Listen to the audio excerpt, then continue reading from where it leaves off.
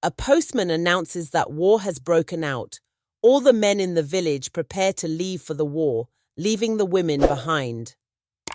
Chinedu is secretly thrilled at the prospect of being alone with the women. A 14-year-old Chinedu returning home for his summer vacation. His mother sends her maid, Amina, to pick him up.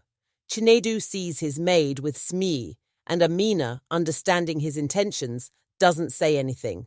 As they travel, they eventually reach home, where Chinedu's entire family warmly welcomes him. We also see that Chinedu has a sister named Neka.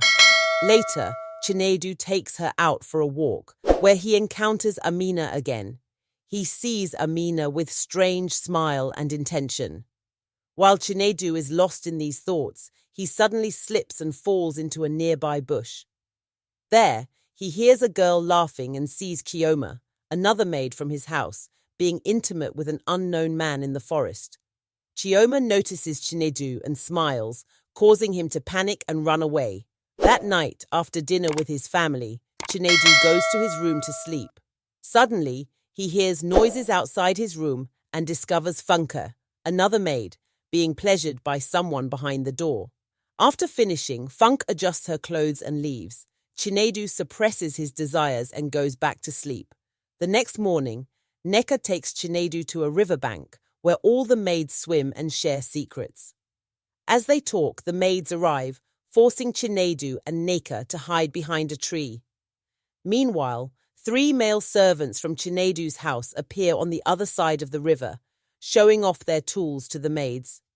Kioma, not to be outdone, shows off her balloons.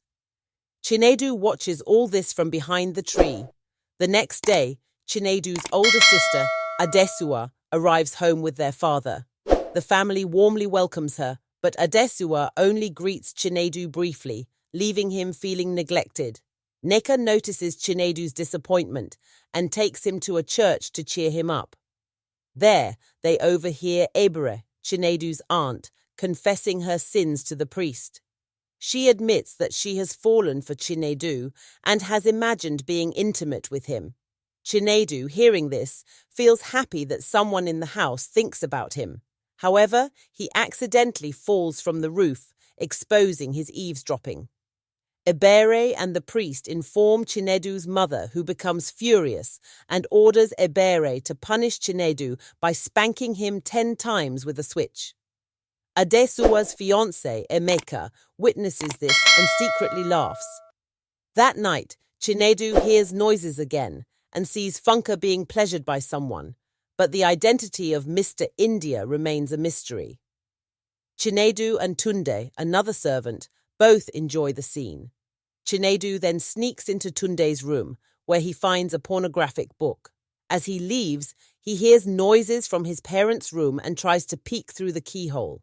Emeka catches him and blackmails Chinedu into cleaning his car. The next day, Emeka taunts Chinedu, who refuses to clean his shoes. In anger, Emeka tells Chinedu's mother about his spying. She scolds Chinedu and tells him to leave the house. Chinedu swaps the pornographic book with Adesua's book and watches her read it, becoming aroused. He then approaches Chioma in the kitchen, but she accidentally hits him with a plate. Realizing it's Chinedu, she agrees to be intimate with him, but another maid interrupts, forcing Chinedu to flee. A postman announces that war has broken out. All the men in the village prepare to leave for the war, leaving the women behind. Chinedu is secretly thrilled at the prospect of being alone with the women. After the men leave, Chinedu seduces Chioma, who already had feelings for him. The next day, he seduces another maid, Zainab, by the river. Emboldened, Chinedu plans to seduce all the women in the house. That night, Chinedu sneaks into Ebere's room and offers to help her lose her virginity. Initially hesitant, Ebere eventually gives in. Funka, missing Mr. India, approaches Chinedu, who fulfills her desires. The next day, Chinedu seduces Adesua, who, influenced by the pornographic book, cannot resist. Soon all the women line up outside Chinedu's room seeking satisfaction. One day, Adesua tells Chinedu she's pregnant, shocking him. At the same time, Emeka returns from the war. Chinedu panics but comes up with a plan. He convinces Adesuwa to seduce Emeka and Chioma to marry a servant. Ebere agrees to marry Tunde. The next day, all three women marry, and no one suspects Chinedu's involvement.